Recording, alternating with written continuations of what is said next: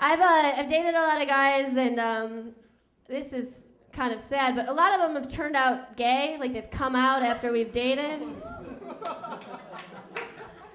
It's scary. I meet them and I'm all excited because I'm like, oh my God, Alexandra. Like, he's so well dressed and he just understands me, and like to his friends, he's probably like, well, she looks like a dude and swears like one. Like, I guess this will work until I memorize that coming out speech, Don't. Slowly. It's like, I don't want to mess that one up. I don't know what it is. It's like the train runs express to Gay Town after it stops in Jocelynville. They get out and like have the vacation where they're like, no, I think I get it. I think I get it now. I am not, I don't like women. Thank you, Jocelyn. I'm like, no, why? Every time I go out with my friends, like my friends think it's really funny. It's like the big joke that I get like the creepiest dudes at the bar. They're like, oh, watch out, Joss, there's a creep over there. Like, look out. I'm like, it's funny, it's my life. But I was in New York and I had this guy come up to me. He was like in his like mid-50s. He's like totally hammered out of his brains. And he comes up to me, he's like, I like you because you look like you're 12. He's like, but ain't no perv or nothing.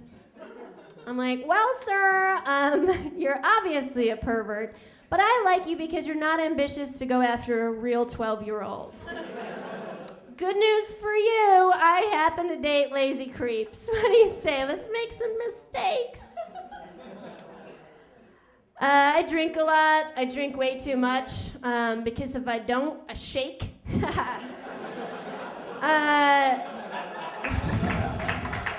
True. But something weird happens to me. I don't know if it happens to you guys. When I get drunk, I get really rich. All of a sudden, I start thinking I have all this money. I'm like loaded. Totally broke.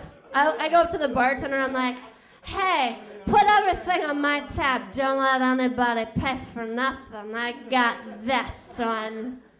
It's like the credit card I applied for because I actually needed the free t-shirt that they offered with it. Like, that's...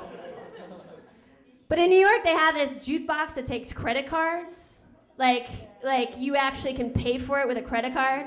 So I wake up after like this long night out, and I'm already angry because I've already spent, I've already gone over my balance in my bank account. But I find out that I spent $130 on a jukebox. Yeah, I put on my credit card. I'm like, what could I have been doing? I wanted to call a woman that worked at the jukebox place. Like, she would, like, this actually would be something. Like, in my head, I'm like, I know what I'll do. I will call and demand to know what happened.